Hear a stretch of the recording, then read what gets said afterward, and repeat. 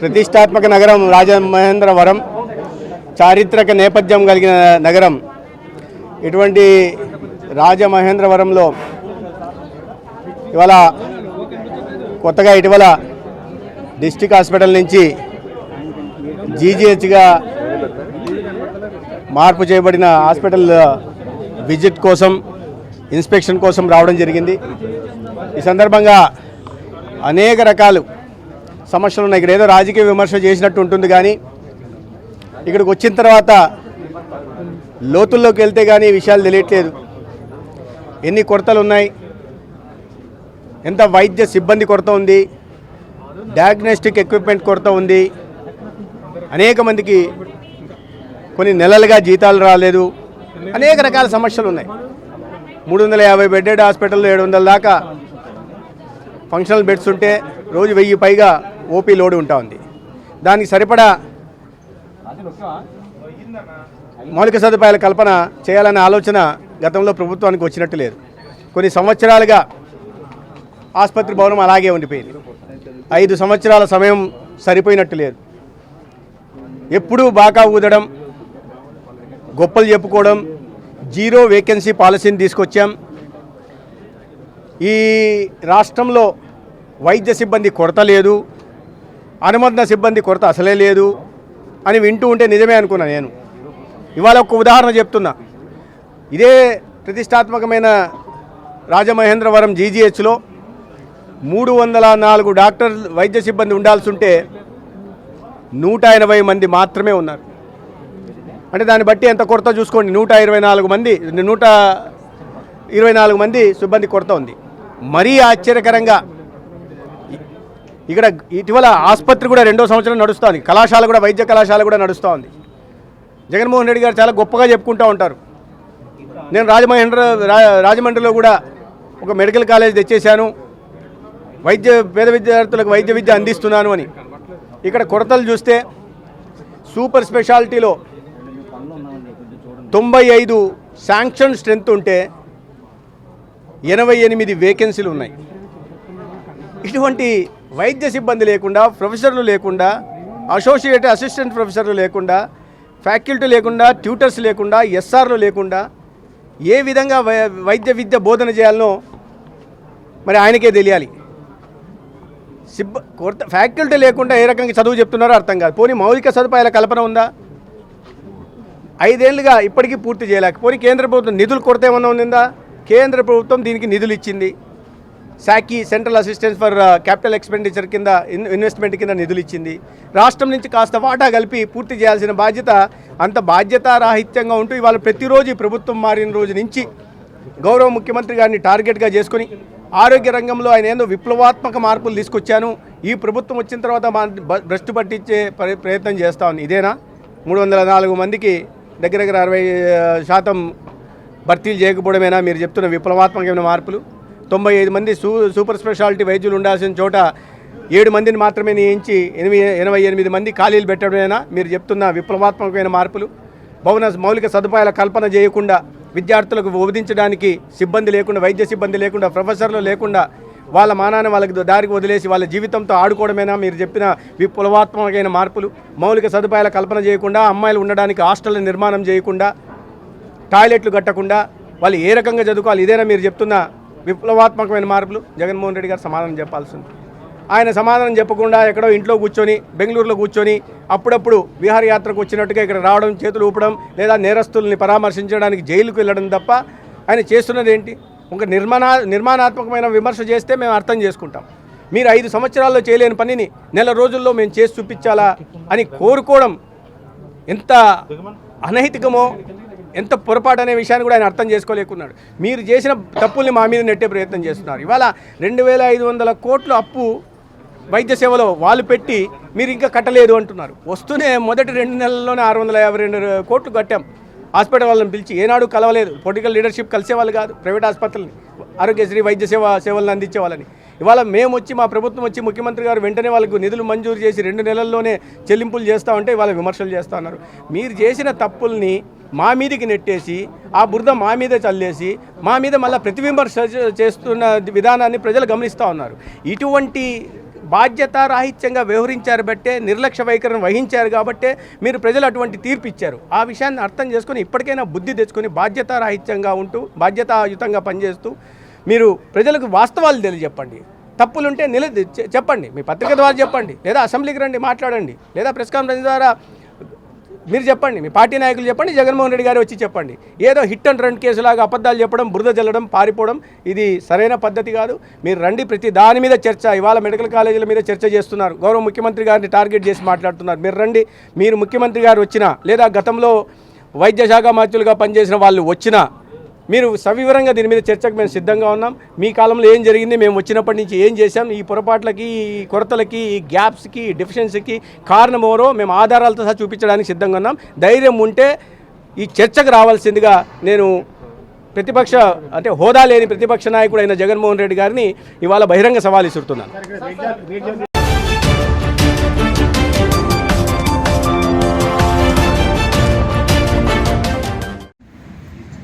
జాతీయపరంగా చేపట్టే లోక్ అదాలత్లో ఇది 3వ నేషనల్ లోక్ అదాలత్.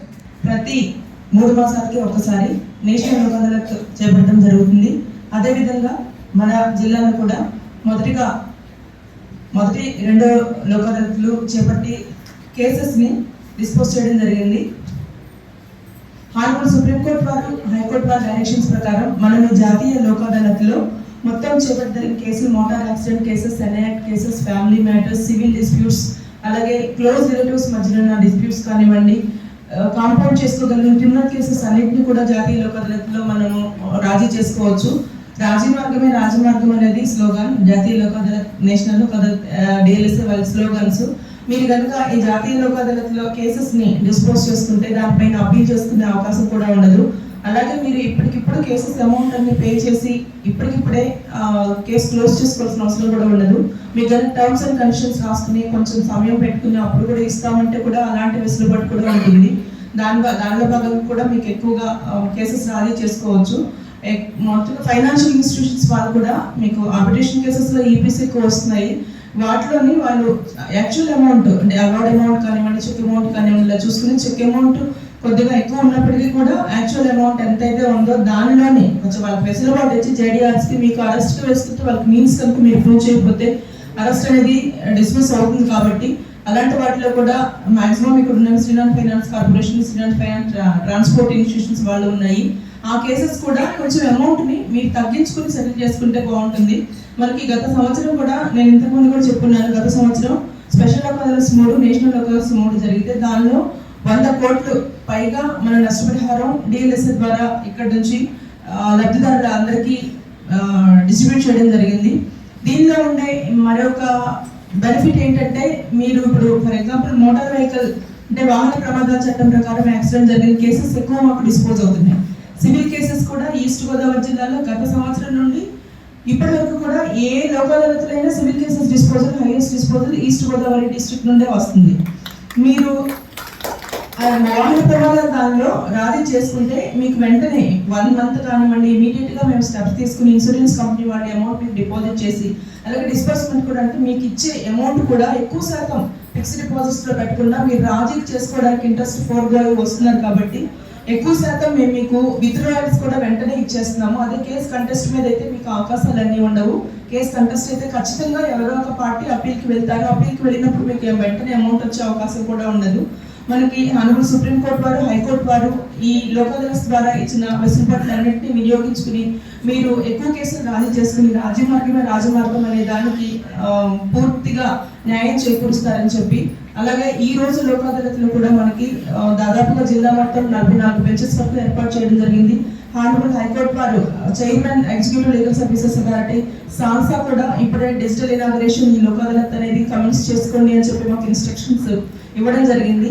ఈ డిస్ట్రిక్ట్ లో ఉన్న 44 బెంచెస్ లో కూడాను అన్ని కేసెస్ చేపట్టడం జరుగుతుంది. ఒకవేళ ఏదైనా లిటిగెంట్ పబ్లిక్ ఇక్కడ కానివ్వండి అలాగే ఎమ్మెల్యేసెస్ లో కానివ్వండి వాళ్ళకి ఏదైనా కమ్యూనికేషన్ గ్యాప్ ఉండి ఆ కేసెస్ ఎవరికి కాంటాక్ట్ చేయాలి, ఎక్కడికి వెళ్ళాలి, ఎలా చేసుకోవాలని తెలియకపోతే ఆ సంబంధిత మండల లీగల్ సర్వీసెస్ అథారిటీ దగ్గరికి వెళ్ళి మీరు వాళ్ళని స్టాఫ్ని కాంటాక్ట్ చేస్తే మీ కేసులు కూడా చేపట్టడం జరుగుతుంది. మీ అడ్వకేట్ గారికి ముందుగా ఇన్ఫర్మేషన్ ఇవ్వండి. అడ్వకేట్ గారు అందుబాటులో లేకపోతే మీరు ఇక్కడికి వస్తే మేము వారిని పిలిపించి మీ కేసులు ఖాళీ చేస్తాము.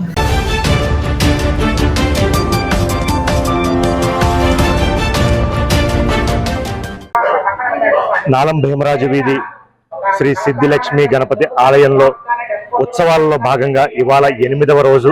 గత 20 ఏళ్ల ప్రోగ్రాంలో కూడా ఎప్పుడూ లేని విధంగా మనం ఇవాళ శ్రీ సత్యనారాయణ స్వామి వ్రతం అన్నవరం దగ్గర నుంచి కూడా పురోహితులు వచ్చి నిర్వహిస్తున్నారు. ఇందులో భాగంగానే మనం ఇక్కడ ఒక 50 మంది జంటలకి వ్రతం ఆచరించుకునే విధానంగా మొత్తం కమిటీ వాళ్ళందరూ కూడా ఇక్కడ ప్రోగ్రాం డిజైన్ చేసి గత 8 రోజులుగా అంగరంగ వైభవంగా ఎలాగైతే అన్ని కార్యక్రమాలు నిర్వహిస్తున్నామో ఇవాళ సత్యనారాయణ స్వామి వ్రతం కూడా మొట్టమొదటిసారిగా ఈ ప్రాంగణంలో అలాగే నిర్వహించడం జరుగుతుంది. దీనికి సహకరించిన మిత్ర బృందం మొత్తం అందరూ కూడా పెద్దలు, నాయకులు, అదే కాకుండా స్వామివారి ఆశీస్సులతో కూడా ముందుకు వెళ్తున్నాము. ఇవాళ మనకి ముఖ్య అతిథులుగా అతి సత్యనారాయణ గారు అలాగే యాళ్ల ప్రదీప్ గారు కూడా వచ్చారు. రేపు జరగబో ఊంజల సేవకి ఎల్లుండ నిమజ్జనం కార్యక్రమానికి కూడా ఇదే ఉత్సాహంతో మొత్తం కమిటీ వారందరూ కూడా ముందుకెళ్ళడం జరుగుతుంది. దీనికి సహకరిస్తున్న మీడియా మిత్రులకి అలాగే మా కమిటీ మిత్రులకి, స్థానికులకి, ఇలా సహకరిస్తున్న చుట్టుపక్కల గృహాల వాళ్ళకి అందరికీ కూడా ఎంతో రుణపడి ఉన్నాం. అందరికీ కూడా ధన్యవాదాలు. మన వినాయక చవితి, వినాయక నవరాత్రి సందర్భంగా 8వ రోజు భాగంగా ఈ రోజు సత్యనారాయణమూర్తి వ్రతాలు పెట్టామండి. అన్నవరం నుంచి సత్యనారాయణమూర్తిని తీసుకొచ్చి వ్రతాలు చేయించినామండి. పురోహితులు కూడా అన్నవరం పురోహితులు తీసుకొచ్చామండి. ఇంచుమించు మనం 20 దంపతులు అనుకున్నాము, కానీ 50 దంపతులు అయిపోయారు అప్పటికప్పుడే. చాలా చాలా బాగా జరుగుతున్నాయండి. రేపు పొద్దున్న ఆదివారం నాడు 9వ రోజు కార్యక్రమం అండి. సోమవారం నాడు ఊరేగింపు అండి. రేపు సాయంత్రం పల్లకి సేవ ఉందండి. సోమవారం పల్లెంపు సేవ లాస్ట్ కార్యక్రమంతో ముగుస్తుందండి.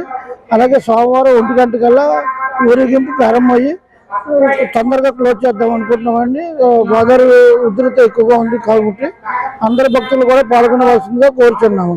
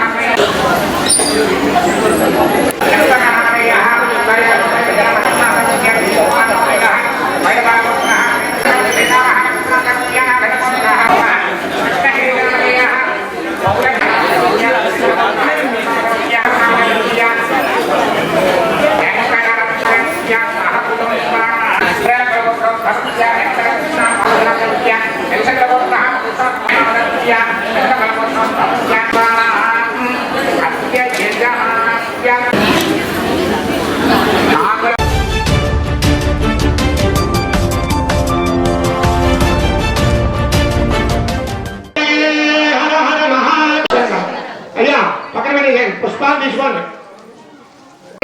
రాజాధిరాజాయ ప్రంగసాగినే వాపయం వే శ్రవణాయకం స్వభేకామాంకామకామాయ వక్యం కామేశ్వర వై శ్రవణాధాతు కుబేరాయ వై శ్రవణాయ మహారాజాయ నమః. ఓం తద్బ్రహ్మ, ఓం తద్వాయు, ఓం తదాత్మ, ఓం తత్సత్యం, ఓం తత్సర్వం, ఓం తద్గురోహరం నమః.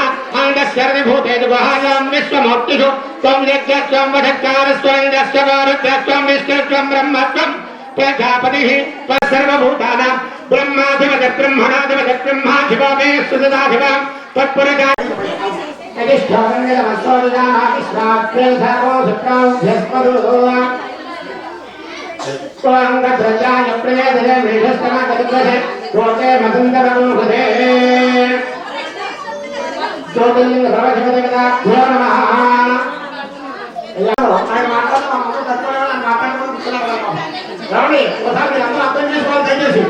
మీరు వెలిగించేటప్పుడు చీరలు కొంచెం జాగ్రత్తగా దూరంగా ఉండి శుభ్రంగా మీరు వెలిగించి అన్ని మనమే వెలిగించేసా మొత్తం పుణ్యం మనకు వచ్చి చేయాలనుకోకుండా పక్కవాడు కూడా కాదు. పక్కవాడు ఇవ్వడం వల్ల ఇంకా పుట్టాడు. ఎప్పుడైనా వినదే పెట్టుకోండి. అందువల్ల అందరూ జాగ్రత్తగా అన్ని వెలిగిస్తూ ఉండండి. లోపల ముందర అందరూ కూడా చక్కగా తిరిగి వచ్చిన వాళ్ళు ఉన్నారు ఇక్కడ. చక్కగా అందరూ సహకరించండి. లోపల కూడా బయట వెలిగించద్దు. అందరూ కూడా మీకు అందినంత వరకు చేయాలని జాగ్రత్తగా చూసుకోండి. దయచేసి అందరికీ అవకాశాన్ని ఇవ్వండి.